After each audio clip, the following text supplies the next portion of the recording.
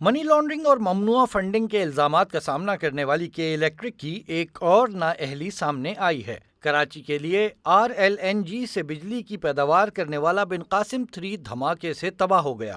کے الیکٹرک کے ٹھرکی CEO مونس الوی اپنے کرائم پارٹنر عباس حسین کی نالائقی کو چھپانے کے لیے واقعے کو ٹیکنیکل خرابی کا رنگ دینے کی کوشش کر رہے ہیں۔ ذرائع کا کہنا ہے کہ پلانٹ 5 جولائی کو انسٹال کرنے والے ماہرین کی نگرانی میں چلایا گیا۔ ٹیسٹنگ کے بعد جیسے ہی پلانٹ 25 جولائی کو کے الیکٹرک کے نالائق افسران کے حوالے کیا گیا تو 27 جولائی کو دھماکہ ہو گیا، جس سے تقریباً 2 ارب روپے مالیت کا نقصان ہوا اور تمام بلیڈز تباہ ہو گئے۔ مونس الوی نے معاملے کو میڈیا سے چھپانے کی بھرپور کوششیں کی اور نجی مارکیٹنگ کمپنی کو ٹاسک بھی دیا جو ناکام ہوا۔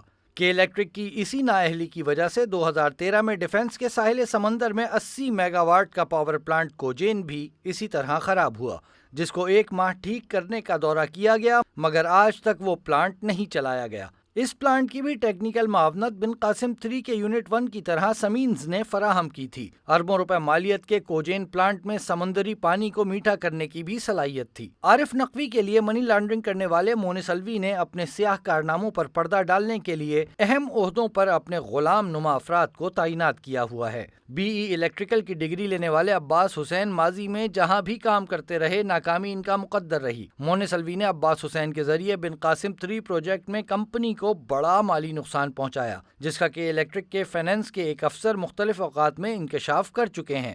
ٹھرکی CEO مونس الوی خود بھی کئی فیک اکاؤنٹس کو کنٹرول کرتے ہیں اور وہ اس وقت عباس کو بچانے کی تمام تر کوششوں میں مصروف ہیں۔ Prime news Karachi.